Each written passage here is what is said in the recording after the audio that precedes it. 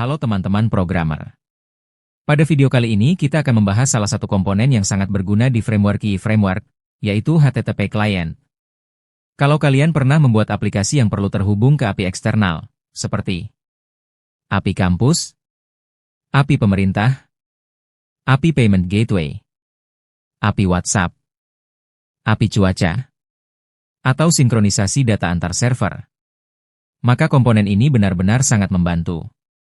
Karena dengan HTTP Client, kita bisa melakukan request get, post, put, delete, kirim header, kirim JSON, kirim form data, bahkan upload file.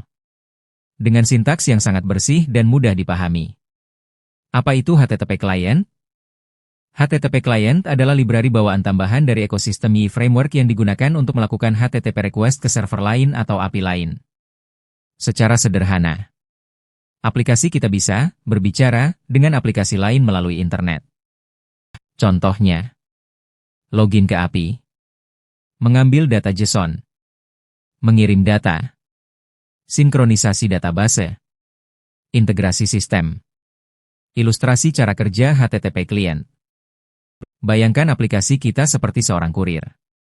HTTP Client bertugas membawa permintaan ke server, mengirim data, menerima balasan, lalu mengembalikannya ke aplikasi kita. Jadi proses komunikasi antar sistem menjadi jauh lebih mudah. Instalasi HTTP Client. Biasanya package ini diinstal menggunakan Composer. Ketik Composer require yi/yi 2 strip HTTP Client. Setelah itu kita bisa langsung menggunakannya. Use yi/http client/client. Sekarang kita masuk ke contoh nyata yang sangat sering dipakai di project enterprise. Berikut contoh kodenya. Penjelasan new client. Bagian ini digunakan untuk membuat objek client. Bus URL berfungsi sebagai alamat utama API. Keuntungannya, kode lebih rapi, mudah maintenance.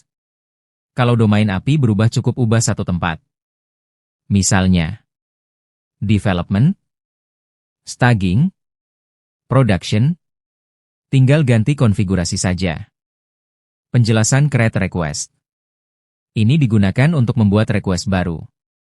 Ibaratnya, kita sedang menyiapkan surat yang akan dikirim. Disinilah nanti kita bisa mengatur URL, method, header, body, token, dan lain-lain. Penjelasan set URL digunakan untuk menentukan endpoint tujuan. Misalnya, /login, /pegawai, /mahasiswa, /sinkronisasi.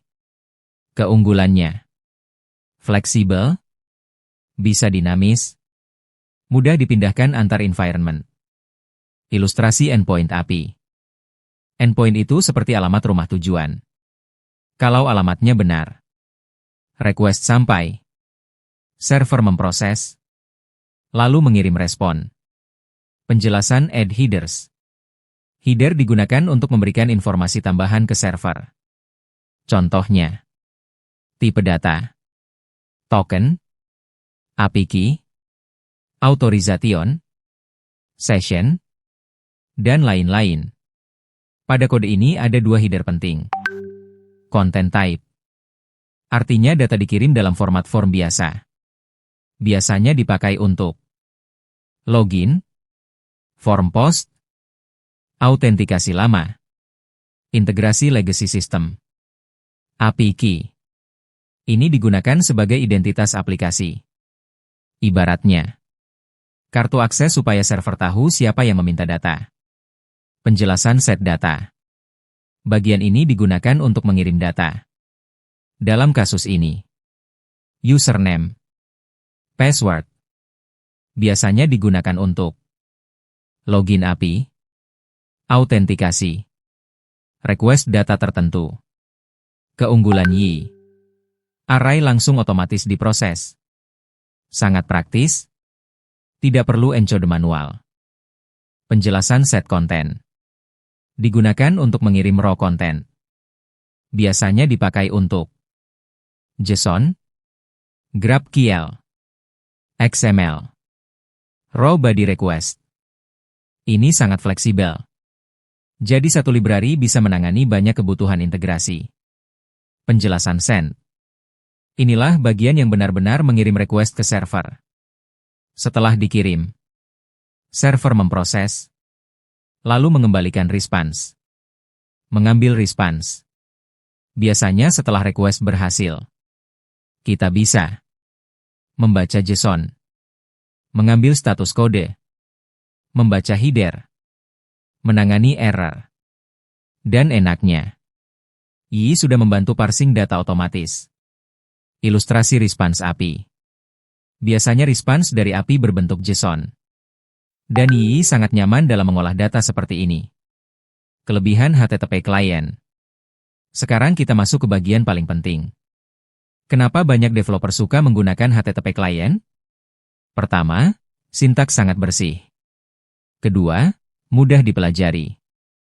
Bahkan programmer pemula cepat memahami alurnya. Karena metode-metodenya jelas. Set URL, set data, add headers, send. Ketiga, terintegrasi dengan YI. Ini poin besar. Karena library ini dibuat khusus untuk ekosistem YI Framework. Jadi, cocok dengan config YI, cocok dengan komponen, cocok dengan params, cocok dengan dependency injection. Keempat, mendukung banyak format. Bisa JSON, XML, form data, multipart, upload file. Sangat fleksibel. Kelima, penanganan error lebih nyaman. Perbandingan dengan Laravel. Sekarang kita bandingkan dengan Laravel.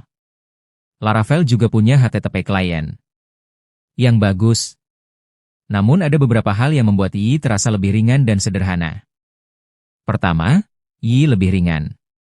Pada banyak kasus, memori usage YI lebih kecil. Performa lebih ringan. Cocok untuk server spesifikasi rendah.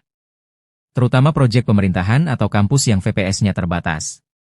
Kedua, struktur request YI lebih straightforward. Langsung jelas. Sedangkan di Laravel kadang chaining lebih panjang dan abstrak. Ketiga, konfigurasi YI lebih enak untuk enterprise. Semua kredensial bisa dipusatkan. Ini sangat nyaman untuk integrasi API, sinkronisasi antar instansi, aplikasi enterprise. Keempat, YI cocok untuk sistem legacy. Banyak sistem lama pemerintah memakai Formur Lencodet, XML, autentikasi custom. Dan YI sangat nyaman untuk kasus seperti itu. Ilustrasi integrasi sistem enterprise. Di dunia enterprise, aplikasi sering saling terhubung. Contohnya, aplikasi akademik, keuangan, absensi, simpeg, dashboard monitoring. Dan HTTP Client sangat cocok untuk kebutuhan seperti ini. Kesimpulan. Jadi teman-teman, HTTP Client adalah solusi yang ringan, mudah digunakan, clean, fleksibel, dan sangat cocok untuk integrasi API. Terutama bagi developer YI Framework yang ingin membuat sinkronisasi data, login API, komunikasi antar server, ataupun integrasi sistem enterprise. Dan dibandingkan dengan Laravel, banyak developer merasa YI lebih sederhana, cepat dipahami, dan efisien untuk proyek backend besar. Semoga penjelasan ini membantu. Dan semoga setelah ini kalian lebih percaya diri menggunakan HTTP Client di proyek kalian sendiri.